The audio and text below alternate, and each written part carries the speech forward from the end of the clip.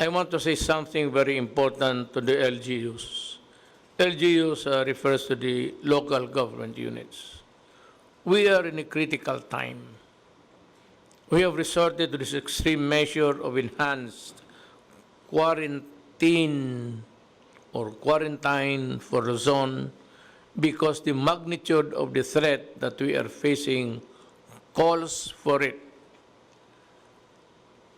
By its nature, it severely restricts the freedom of movement of our countrymen and thus deprives many people of their ability of earning a living for the coming weeks. Let me add my own words. I'm really very sorry, but I have to do it. Now I call the LGUs. The national government needs your help during this time. But I want to tell you, do not make this quarantine or quarantine more difficult for our people than it already is. LGUs should take note of this.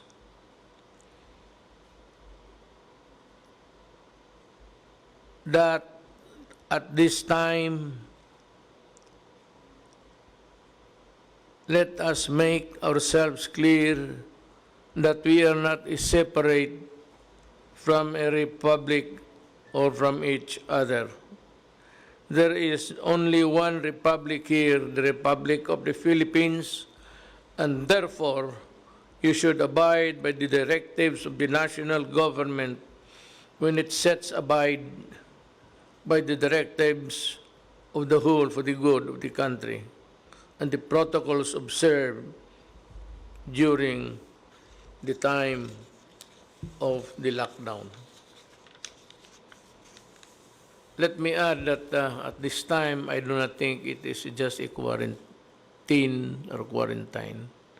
I think that we are already in the stage of a lockdown, simply because the contagion continues to take its toll in the countryside.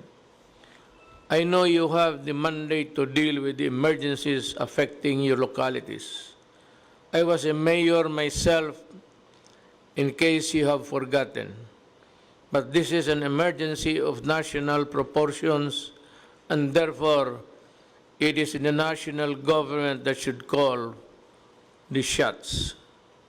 The national government body in charge of laying down the standards for the quarantine is the IATF, or the Interagency Task Force for the Management of Emerging Infectious Diseases.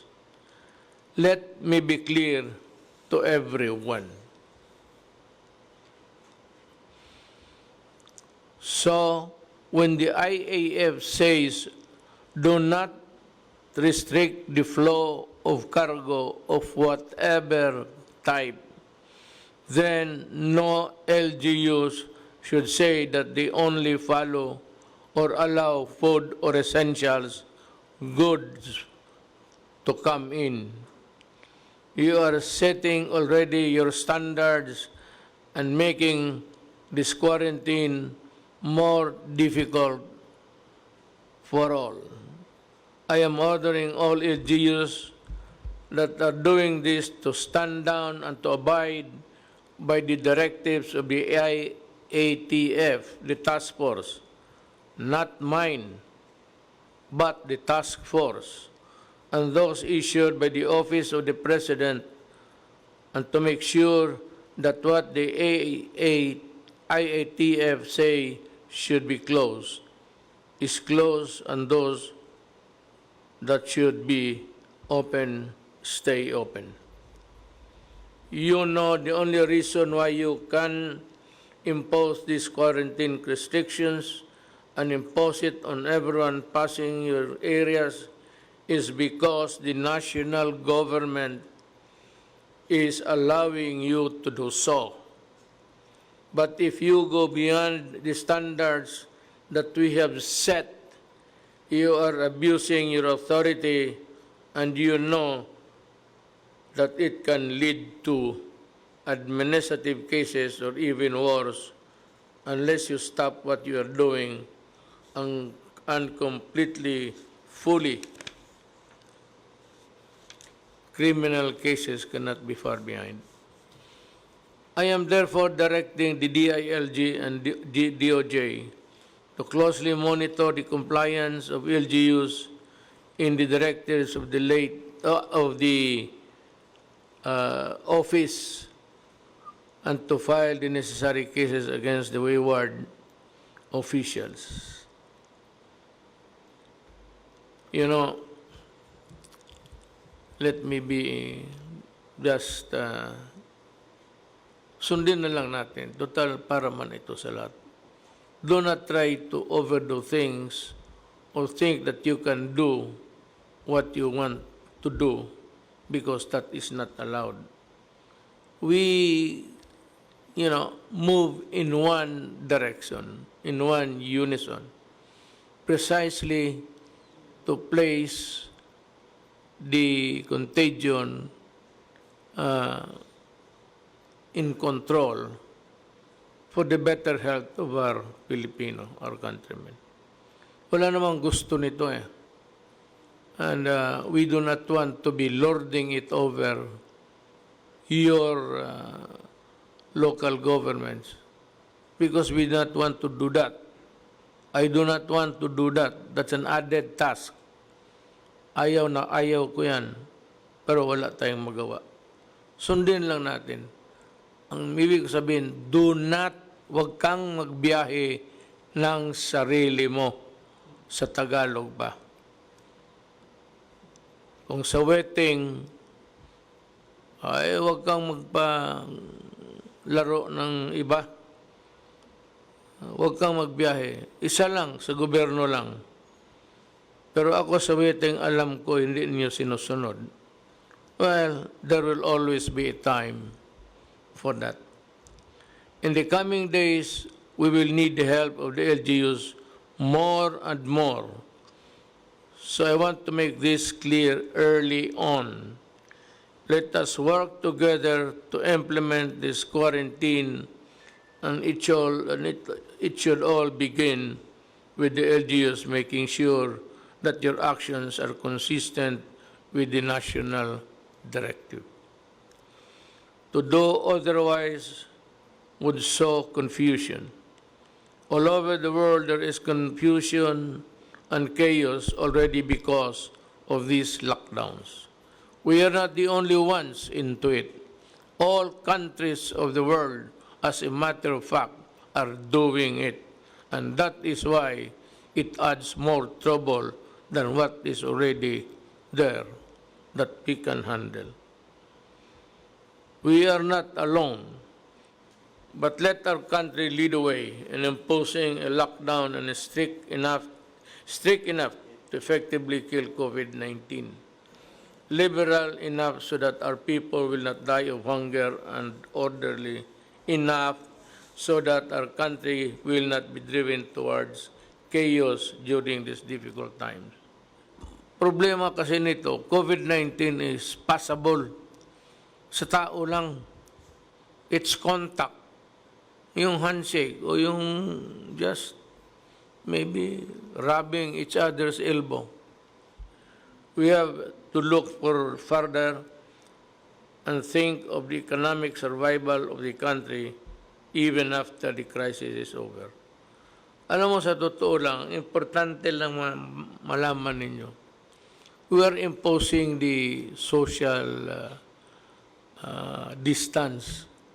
Kasi nga, ang transmittal, tao lang ang pwedeng magbigay ng sakit na yan sa iyo. Hindi, walang ibang bagay. Tao ang magbigay sa iyo ng sakit na yan. So, iwasan mo ang kapwa mo tao. Pag magdating yung nagpautang sa iyo, magtago ka na ng gusto. Okay yan. Sabihin niya na nagtatago-tago ka. Gusto kong bumayad, si COVID ang ayaw. yung stranded, we will try to help you. Your Air Force and your Army will help you wherever you are.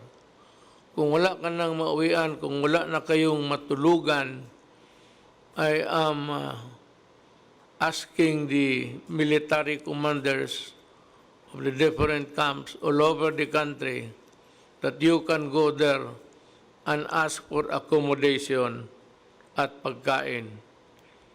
And they will, they would only be too willing to help you.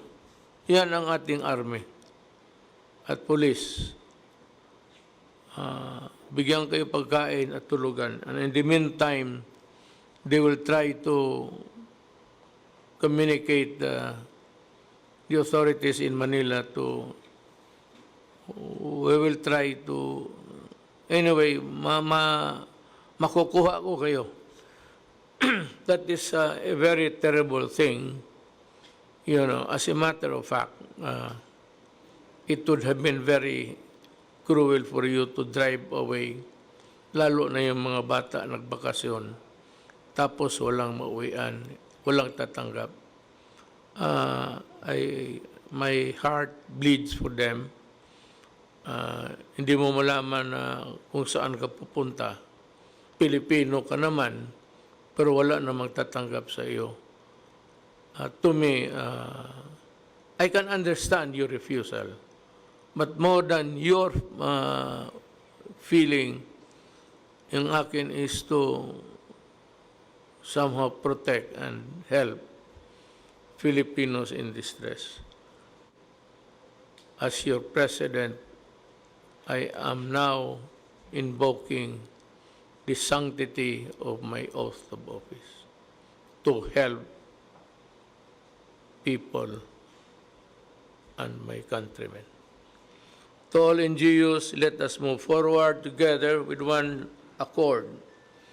Implement the lockdowns and save our people from the dreaded disease once and for all. Ang pinakan remedyo dito is just to magkalayo kayo. Ngayon, kung yung bahay ninyo sa bukid maliliit, dikit-dikit kayo, sabayan na lang rin natin ng